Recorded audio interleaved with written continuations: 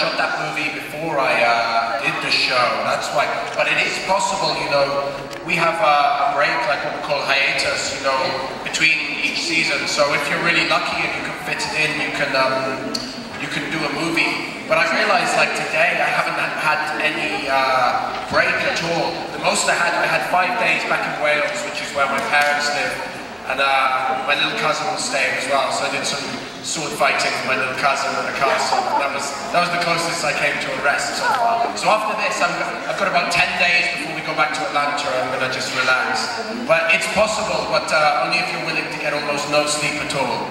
And about your role as Klaus, how much did you put into the role?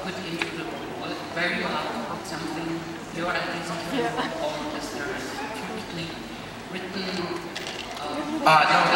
Yeah, you know, they're open to a little bit of your own interpretation. Like,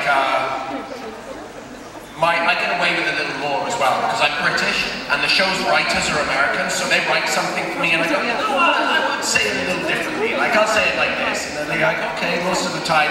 Sometimes it's a little bit of an argument or something, and I try and push my side.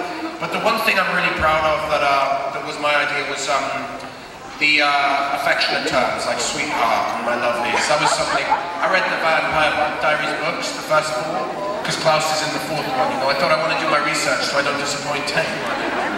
It was a little nerve-wracking for a while. They talked about my character for 10 episodes before I arrived, and I wrote down everything everyone said about Klaus, so I could try and build the character, and it's all like, Klaus will kill you and your family. You better be terrified of Klaus. So I was like, I'm terrified now, be honest.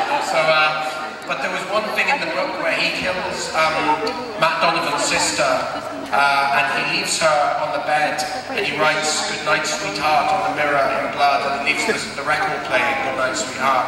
And so I thought, wouldn't it be really creepy if, you know, when he's talking to people, he's like, you know, come here, sweetheart, don't be afraid.